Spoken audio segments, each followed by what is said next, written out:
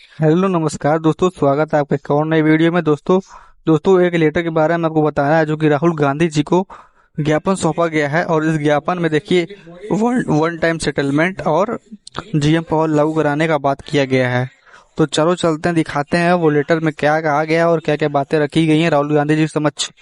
तो देखो ये है वो लेटर, देखो। और इसमें देखो आप लोग, ये देखो इसको नोटिस दिया गया है, ये all India railway act apprentice association.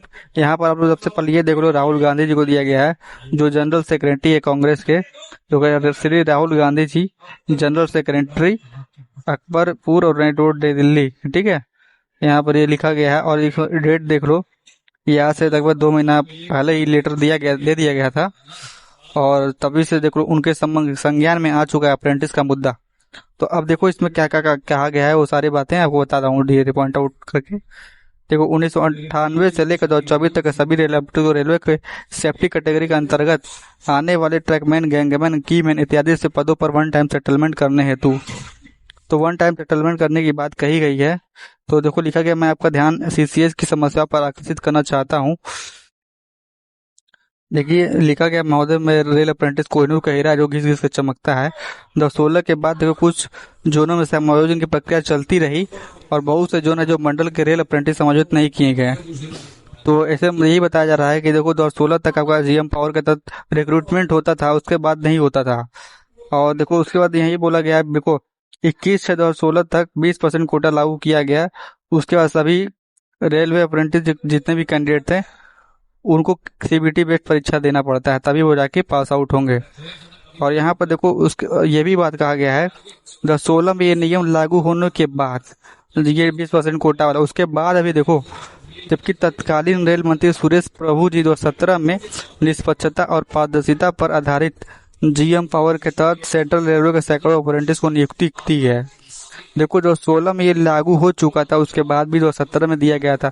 तो अभी ये देखो, इससे यही साबित हो रहा है कि 20% के बाद भी आप लोगों को रेलवे में जीएम पावर के तहत नियुक्ति दिया जा सकता है। बस वो आदेश आने तक का देरी है। बस देखो, अगर मान लो ये आदेश पारित हो जाए, अगर राहुल गांधी जी के द्वारा अगर कोई भी ऑर्डर पास करवा दिया जाता है, तो ये पक्का मैं लिख के देता हूँ 100%, ये आपका जीएम पावर के तहत रिक्रूटमेंट फिर से होना शुरू हो जाएगा। ये 20% रिजर्वेशन तो रहेगा ही, लेकिन अगर मान लीजिए अगर राहुल गांधी से बात कर लिया जाए अगर, तो उससे ये साबित हो जाएगा ना कि आप लोग का जो भी रेलवे में जो मामला है, जो भी आप लोग का दिक्कत है, उसको देखते हुए आप लोग का जीएम पावर के तहत रिक्रूटमेंट दिया जाएगा। ये 20% तो तभी भर्ती होंगे, और उसके बाद जो नहीं भर्ती, जो नहीं मान लीजिए पेपर दे पा रहे हैं, जिनका एज निकल रहा है, उन लोगों के लिए देखो जीएम पावर के तहत रिक्रूटमेंट होगा। तो यही सारा बात इसमें कहा गया है। और देखो कहा गया है, और देखो ये हो भी सकता है अगर राहुल गांधी जी के, अगर इसमें कोई भी अगर ऑर्डर पास करवा देते हैं तो ऐसा पॉसिबल है। और देखिए यहाँ पे भी क्या गया है, देखिए आरआरबी नंबर 2017 दिनांक 12/4/2017 के द्वारा जीएम पावर को विड्रॉ कर लिया गया। देखो ये भी बात लिखा गया है। 2017 को यहाँ पे फिर से हटा दिया गया था, बीच में फिर से लग 1 साल के लिए ओपन हुआ था, लेकिन दोस्तों बाद में फिर से ही हटा दिया गया। तभी ना आपका 2017 तक ये नियुक्ति दी है जीएम पावर के तहत, ये तत्कालीन रेल मंत्री सुरेश प्रभु जी। और देखिए ये भी 2018 में रेलवे ग्रुप डी की वैकेंसी आई, देखो इसमें लिखा भी है, जिसमें 20% कोटा दिया गया। पूरे भारत में 1200 लड़के ही पूर्ण रूप से सफल हो पाए। जबकि 2019 की वैकेंसी माननीय रेल मंत्री श्री अश्विनी वैष्णव जी के द्वारा 20% कोटा के साथ फिजिकल एंट्रेंस टेस्ट को माफ किया गया। एमसीबीटी का 2/3 तथा एनसीबीटी का 1/3 दिया गया। ये देखो 1/3 का रोड़ा और 2/3 का रोड़ा तभी से लागू हो गया था जब ये अश्विनी वैष्णव आए, जो कि बीजेपी के, आप जान ही रहे हैं क्या है, बहुत बड़े भक्त हैं बीजेपी के। तो इस वजह से ये तभी से रोड़ा आना शुरू हो गया जब से ये रेल मंत्री बने हैं अश्विनी वैष्णव जी। अब क्या बताएं।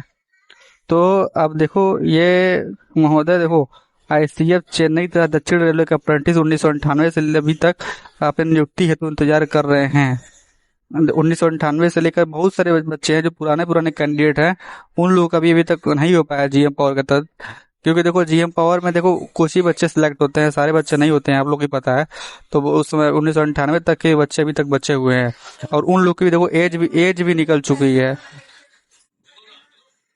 देखो यहाँ पे ये भी बात लिखा गया है, आईसीएफ महोदय हम सभी रेल अप्रेंटिस अपने जीवन के विकट परिस्थितियों से गुजर रहे हैं एवं आर्थिक परेशानी और मानसिक तनाव एवं पारिवारिक जिम्मेदारी होने के कारण हम लोग कंप्यूटर बेस्ड परीक्षा पास नहीं कर पा रहे हैं।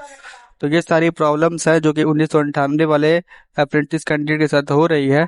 तो इन लोग की दिक्कतों को देखना चाहिए और समझना चाहिए, और जीएम पावर का जो नियम है वो दिया जाना चाहिए।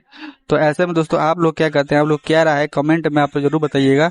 और यही लेटर आपको इसमें जो बातें लिखी गई हैं, यही सारी बात देखो जो माननीय राकेश राठौर जी सांसद सीतापुर उत्तर प्रदेश के हैं उनको भी दिया गया दोस्तों। और ये 20/7/2024 को दिया गया। ये माननीय राकेश राठौर सांसद सीतापुर के वही सारी बातें इसमें भी लिखी गई हैं।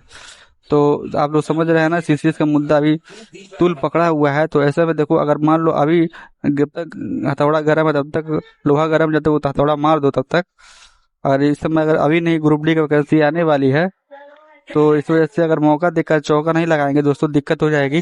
तो अभी तो बस देखिए, दिक्कत है बस एक ही आप लोगों की एकता और मैन पावर की। दोस्तों आप लोग मिलकर एक संगठन बनाकर राहुल गांधी से मिलकर अगर आप लोग जरूर एक बार उनसे बात करके अगर बात कर लेते हैं, तो मैं पक्का 110% मुझे विश्वास है कि ये आप लोग का जो सीसीएस का जो मुद्दा है, इस पे वन टाइम सेटलमेंट या फिर जीएम पावर का जो भी नियम है इसको जरूर लागू करवा देंगे। वो उनके पास इतना पावर तो है कि इतना कर सकते हैं दोस्तों।